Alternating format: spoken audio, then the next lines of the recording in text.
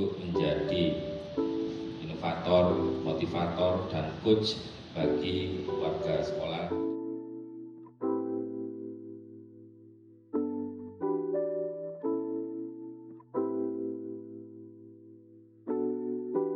Bersama-sama mengikuti pembukaan workshop penguatan ekosistem SMK melalui gerakan sekolah menyenangkan bagi kepala SMK.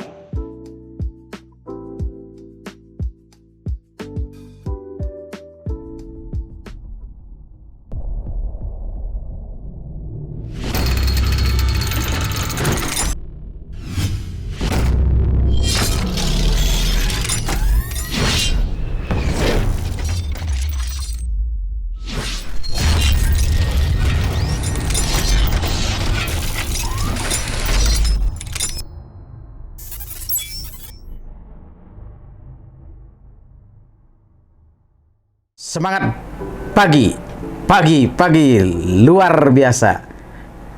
Jumpa lagi dengan Rastamade berbagi literasi. Kali ini kita berbagi literasi berkaitan dengan gerakan sekolah menyenangkan.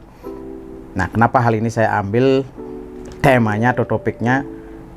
Karena kemarin saya ikuti kegiatan workshop selama 3 hari. Workshop kegiatan sekolah menyenangkan, sangat luar biasa. Jadi pada awalnya tidak menyenangkan. Jadi pada awalnya nggak menyenangkan. Lukanya nggak menyenangkan ada apa tuh? Karena ada beberapa komitmen yang disepakati. Jadi yang disepakati satu misalkan adalah komitmen untuk HP selalu dalam keadaan silent. Nah ternyata sebagian besar dari kita termasuk saya itu memiliki sebuah pembiasaan. Jadi pembiasaan yang menjadi habit ya. Jadi kalau ada kegiatan workshop tuh saya biasanya video keliling gitu kan. Tujuannya sih untuk berbagi itu. Tapi begitu komitmen itu dilakukan secara bersama-sama, wah itu adalah sebuah komitmen. Nah, maka saya juga harus ngikutinnya. Jadi selama beberapa jam ya tidak boleh nyentuh HP. Kemudian di awalnya memang nggak menyenangkan. Tapi ternyata tujuannya luar biasa supaya saya bisa fokus pada sebuah materi. Begitu penyampaian materinya dengan cara-cara yang tidak biasa, walaupun ceramah ya, tetapi ada pendekatan heart to heart dari hati ke hati yang paling fundamental, yaitu apa? Perubahan peradaban baru atau paradigma baru di dalam pembelajaran pendidikan kita. Jadi hari ini saya berbagi dari sesuatu yang tidak menyenangkan menjadi menyenangkan, dari sesuatu yang tadinya kita lihat biasa-biasa saja ternyata menjadi luar biasa. Jadi itu awal ceritanya dari workshop kemarin. Nah kemudian setelah disampaikan beberapa materi, setelah saya fokus, saya menyadari bahwa apa yang selama ini saya lakukan di sekolah, apa yang selama ini selama puluhan tahun sudah saya menjadi guru, seakan-akan ya saya sudah melakukan apa yang diceritakan. Saya sudah melakukan apa yang dimaksud gerakan sekolah menyenangkan. Ternyata ada banyak hal yang saya lakukan tidak menyenangkan. Contoh yang sederhana adalah hal yang disiplin. Ternyata disiplin yang dipaksakan karena sebuah aturan memang instan, siswanya bisa disiplin, kemudian juga guru-gurunya bisa. Tetapi disiplin yang dipaksakan karena rasa ketakutan dari seorang leader, dari seorang kepala sekolah, itu tidak membangun ekosistem. Buktinya begitu saya keluar dari sekolah itu, sistemnya kembali lagi. Atau bahkan anak-anaknya begitu keluar dari sekolah, dia tidak disiplin. Nah, ini tidak menjadi sebuah habit.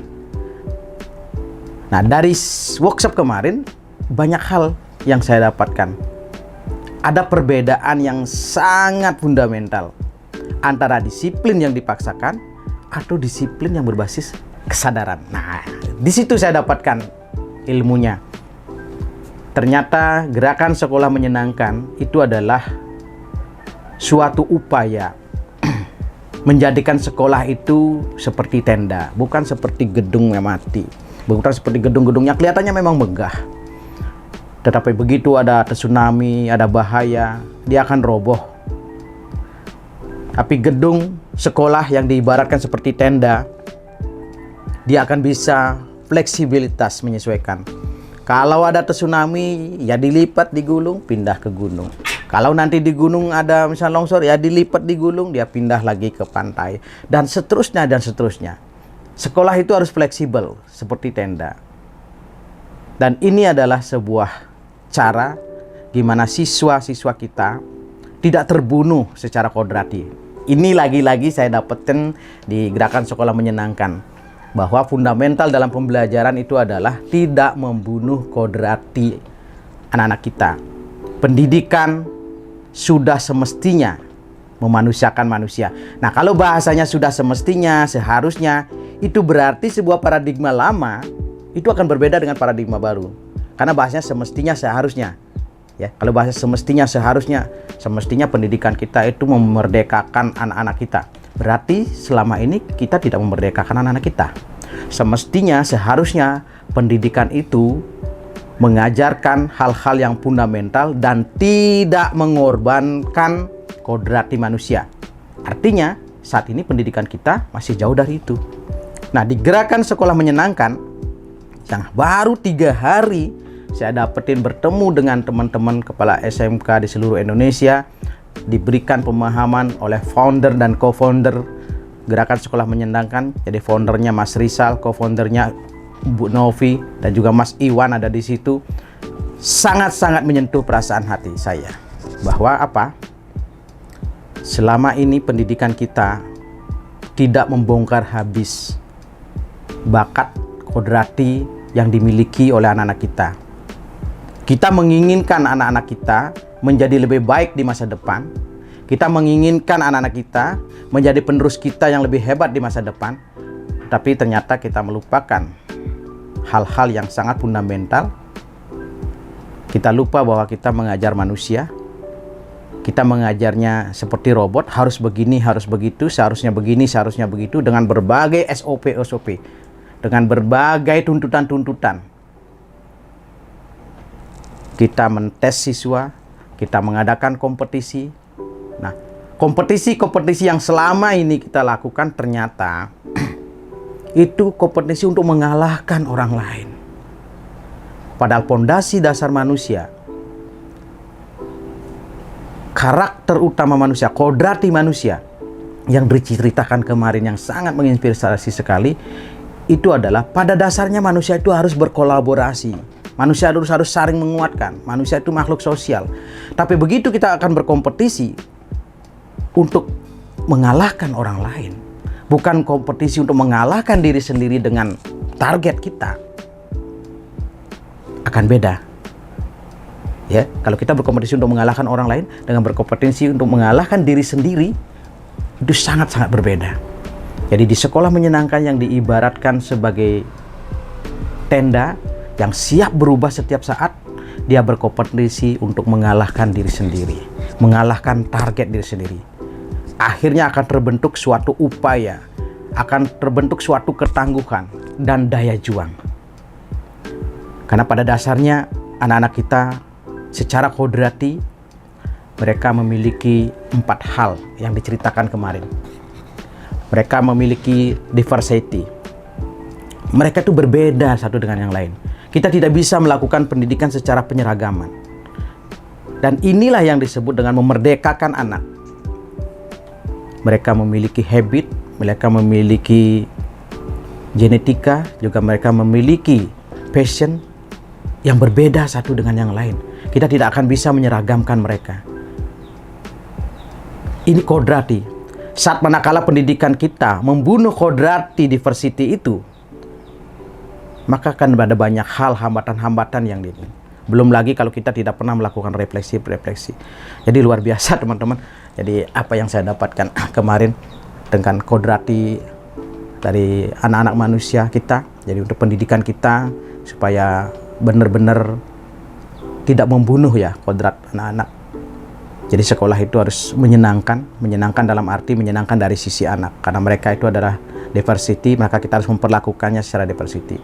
Mereka memiliki kemauan untuk berkreativitas. Mereka memiliki curiosity untuk bisa ditumbuh kembangkan. Mereka juga harus dikembangkan daya imajinasinya. Dan secara prinsip manusia itu harus berkolaborasi. hal yang paling fundamental dalam pendidikan di Gerakan Sekolah Menyenangkan adalah berbasis kesadaran. Bagaimana kesadaran itu tumbuh dari dalam diri. Dan ini bukan hal yang baru ternyata. Ya, dari disampaikan ke kami, ternyata ini bukan hal yang baru. Konsep konseptual dari Ki Hajar Dewantoro berkaitan dengan pembelajaran menyenangkan itu menjadikan sekolah adalah taman siswa, gurunya sebagai among dan pamong yang berbasis 3 nilai utama, bahwa seorang guru itu ing arso sung tolodo. Jadi karena anak-anak pada dasarnya mereka belajar dari meniru. Jadi dicontohkan sederhana seperti ini. Pernahkah ibu bapak, teman-teman semua, bahwa anak kecil itu diajarkan bagaimana mereka berbicara pada awalnya, bagaimana mereka belajar makan? Ternyata tidak ada yang mengajarkan bagaimana mereka belajar untuk ngomong. Tidak ada yang mengajarkan bagaimana mereka makan. Tetapi dengan melihat di sekelilingnya, bagaimana orang tuanya ngomong, kemudian kakaknya, ibunya, akhirnya anak itu bisa ngomong, bisa belajar bicara. Ya. Ini adalah sesuatu pembelajaran yang memerdekakan.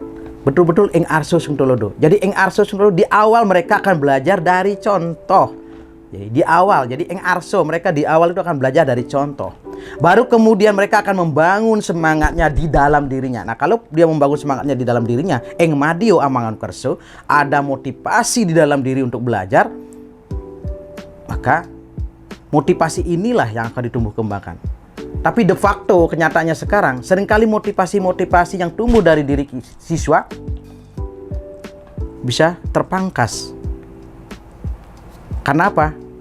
Ya karena sistem pendidikan kita terkadang kita tidak memberikan ruang untuk anak-anak menyampaikan komitmennya. Kita tidak memberikan ruang untuk anak-anak merefleksikan dirinya. Kita tidak memberikan ruang kepada anak-anak untuk mengkolaborasikan dirinya. Kita tidak memberikan ruang kepada anak-anak kita untuk berimajinasi, menyampaikan imajinasinya. Padahal dari ing arso sung tolodo, mereka belajar dari apa-apa yang mereka lihat, apa yang dicontohkan di luaran sana. Kemudian mereka memasukkan ke dalam dirinya menjadi ing madio amangun karso. Di dalam diri dia membangun semangat untuk berupaya. Dia perlu motivasi. Tuthuri Yandayani. Supaya apa? Supaya dia bisa maju tanpa bala. Maju, dia berani, mandiri, tanpa perlu didampingin lagi. Sehingga kedepannya dia bisa sakti tanpa aji. Dia bisa menjadi mementoring temannya. Dia bisa juga menjadikan narasumber bagi temannya. Karena memang betul apa yang disampaikan di pola Gerakan Sekolah Menyenangkan, bahwa masing-masing anak itu adalah diversity. Kita tidak bisa memaksakan menyeragamkan satu konsep untuk semua anak dicapai dalam kurun waktu yang sama.